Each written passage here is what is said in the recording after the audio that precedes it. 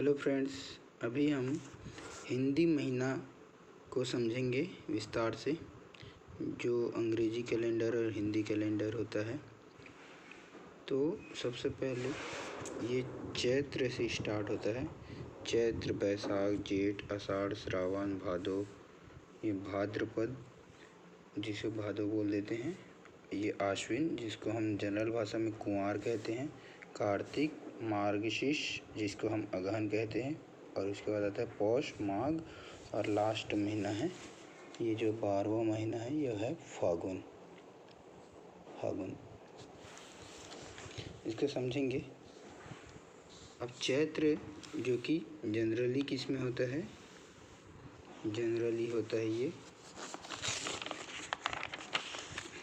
जनवरी में, चैत्र किस में होता है, ये होता है अप्रैल में चैत्र, और इसके पहले मार्च में फागुन और चैत्र, इसका कॉम्बिनेशन होता है। जनरली हम देखते हैं कि 15 ऐसा मान के चलते हैं, 15 दिन फागुन, 15 दिन चैत्र का होता है।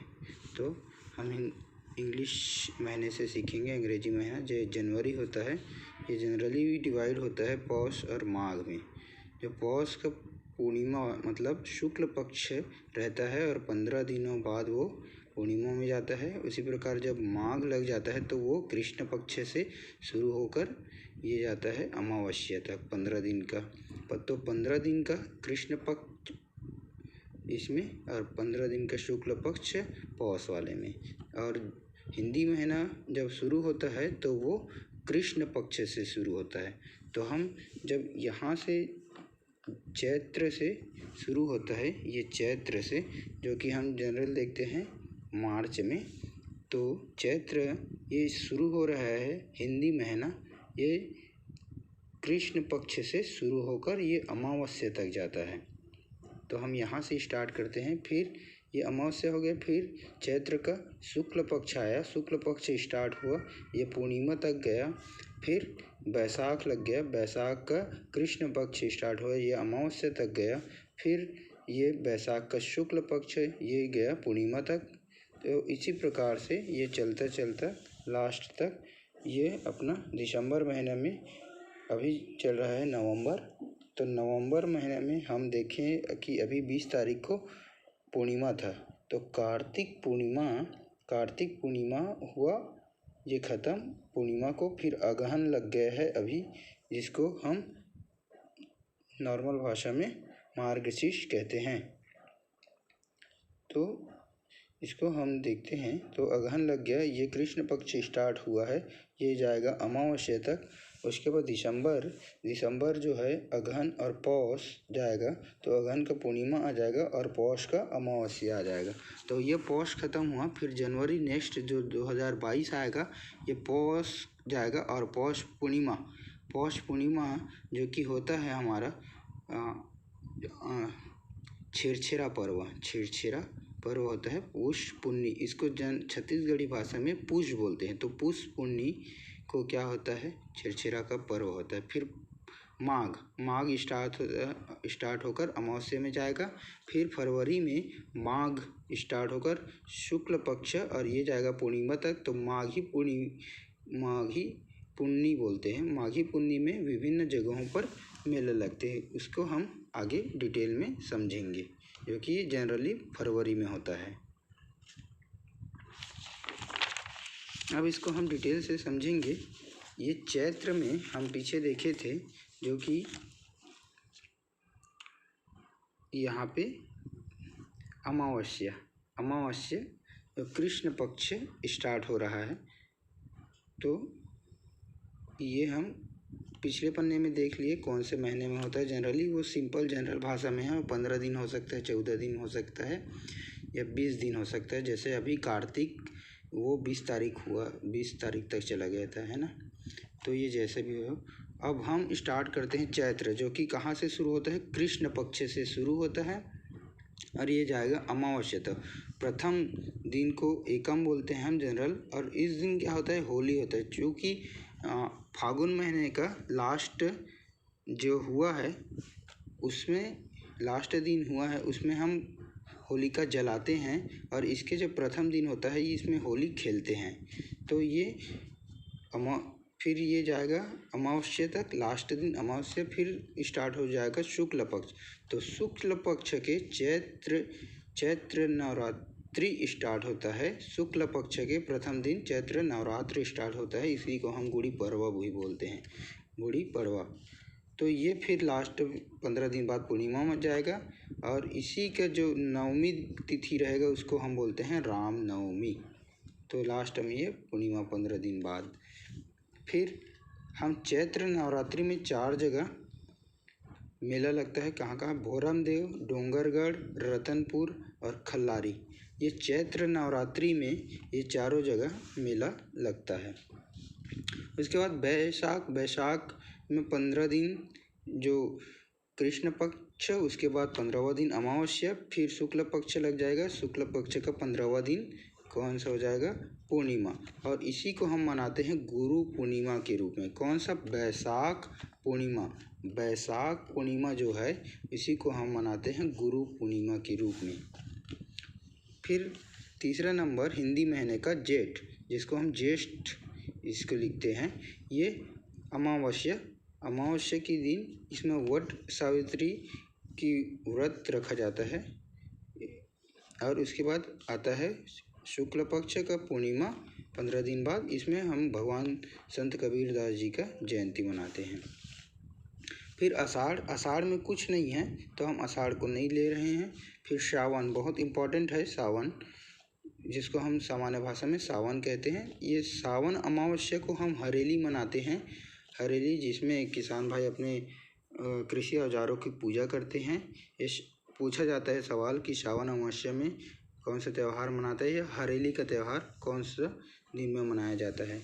उसी प्रकार सावन का पूर्णिमा को दिन होता है रक्षाबंधन। और सावन पूर्णिमा में जब शुक्ल पक्ष चलता रहेगा, शुक्ल पक्ष, इसके जो पंचमी का दिन होता है ये नाग पंचमी के रूप में मनाते हैं। और जब पूर्णिमा आ जाएगा तब यह है रक्षाबंधन का पर्व। तो सावन अमावस्या में हरेली और सावन पूर्णिमा में रक्षाबंधन, ये कंप्लीट। फिर आ जाएगा भादो का बहुत इम्पॉर्टेंट है, क्योंकि भादो में हमें जब स्टार्ट होगा तो वो कृष्ण पक्ष का छठा दिन हो जाएगा। ये हल छठी के रूप में मनाते हैं, कमर छठ बोलते हैं इसको जनरली भाषा में। इस दिन स्त्रियां जो है, माँ जो है, अपने बेटे के लिए उपवास रखते हैं। और उसी का 2 दिन बाद मतलब अष्टमी को महाष्टमी मतलब जन्माष्टमी के रूप में भगवान श्री कृष्ण का जन्म दिवस मनाते हैं। और इस दिन मेला लगता है रायगढ़ का मेला लगता है। कब? महाष्टमी के दिन। इसके बाद कृष्ण पक्ष स्टार्ट होता है। कृष्ण पक्ष स्टार्ट होगा और जो तीसरा दिन रहेगा जिसको हम तीज बोलते हैं, इसको जनरली छत्तीसगढ़ी भाषा में तीजा कहते हैं। इस दिन को हम हरि तालिका भी कहते हैं। तो तीजा का उपवास रहते हैं इस दिन। उसके बाद चौथा दिन चतुर्थी, ये कृष्ण पक्ष चल रहा है चतुर्थी, और जिसमें श्री गणेश चतुर्थी मतलब गणेश भगवान जी विराजमान होते हैं। इसी प्रकार इसके 15 दिन मतलब 15वां दिन जो कृष्ण पक्ष चल रहा है अमावस्या, उसमें गणेश भगवान को हम विसर्जित करते हैं। फिर कृष्ण पक्ष शुक्ल पक्ष शुरू होता है और शुक्ल पक्ष का जो 15वां दिन जो है या अश्विन का पहला दिन को हम कृष्ण पक्ष, ये पितृपक्ष स्टार्ट होता है। इसको हम समझेंगे। ये पूर्णिमा के दिन ख़त्म हो गया और जब कृष्ण पक्ष शुरू होगा मतलब आश्विन नेक्स्ट है। आश्विन, जिसको हम जनरल भाषा में बोलते हैं कुंवार का जो अमावस्या मतलब कृष्ण पक्ष शुरू होता है, कृष्ण पक्ष शुरू होगा तो प्रथम दिन ये क्या स्टार्ट होता है? प्रथम दिन कृष्ण पक्ष का ये पितृपक्ष का प्रारंभ होता है। इसी प्रकार जो अमावस्या होगा 15 दिन बाद, यहाँ पितृमोक्ष अमावस्या। उसी प्रकार अब आश्विन का कुंवार का शुक्ल पक्ष आ जाएगा। कौन सा पक्ष आ जाएगा? शुक्ल पक्ष। उसके बाद पहला दिन क्या है? नवरात्र को प्रारंभ होता है।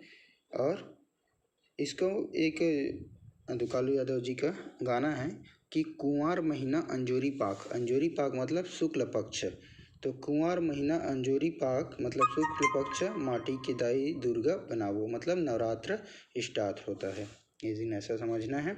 और इसी का जो पूर्णिमा होता है अश्विन या कुंवार का पूर्णिमा जो होता है, इसको हम शरद पूर्णिमा के रूप में मनाते हैं।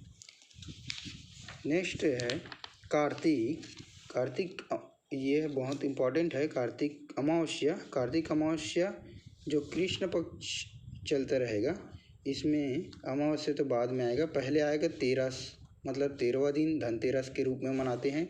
कौन सा है? कार्तिक माह। इसका जो 13वां दिन है मतलब कृष्ण पक्ष स्टार्ट है, 13वां दिन है धनतेरस, 14वां दिन है नरक चतुर्दशी और 15वां दिन मतलब अमावस्या के दिन हम मनाते हैं दिवाली। उसके बाद स्टार्ट होता है शुक्ल पक्ष का एकादशी जो है, शुक्ल पक्ष का एकादशी को हम एकादशी व पर्व या देव उठनी का पर्व मनाते हैं। कब मनाते हैं? शुक्ल पक्ष का एकादशी मतलब 11वां दिन। इस दिन महादेव घाट रायपुर में मेला लगता है और बहुत जगह अन्य जगहों पे छत्तीसगढ़ में मेला लगता है। उसके बाद पूर्णिमा आता है। पूर्णिमा मतलब 15वां दिन श्री गुरु नानक देव जी की जयंती होता है। इस गुरु नानक देव जी की जयंती पूर्णिमा में महादेव घाट में मेला लगता है। कार्तिक पूर्णिमा में महादेव घाट का मेला लगता है। इसके बाद है मार्गशीर्ष या अगहन, इसका अमावस्या पूर्णिमा, इसमें कुछ नहीं है। इसके बाद पौष अमावस्या में भी कुछ नहीं है। और पौष पूर्णिमा पुष्प पुन्नी, जिसको मैं पिछले बार बताया था, पुष्प पूर्णिमा छेरछेरा या शाकंभरी जयंती, जो कि छत्तीसगढ़ सरकार द्वारा इस बार त्यौहार घोषित किया गया है सार्वजनिक अवकाश। तो पौष पूर्णिमा में छेरछेरा का पर्व मनाया जाता है। इसी प्रकार और इस दिन तुरतुरिया में क्या लगता है? मेला लगता है। कब? पुष्प पुन्नी को तुरतुरिया में क्या लगता है, जो कि बलौदाबाजार में है, मेला लगता है। फिर माघ, ये सेकंड लास्ट महीना है माघ अमावस्या, ये मौनी अमावस्या के रूप में जानेंगे। और माघ का जो कृष्ण पक्ष स्टार्ट होगा वो 5वां दिन, कृष्ण पक्ष का 5वां दिन पोंगल या मकर संक्रांति के रूप में मनाते हैं।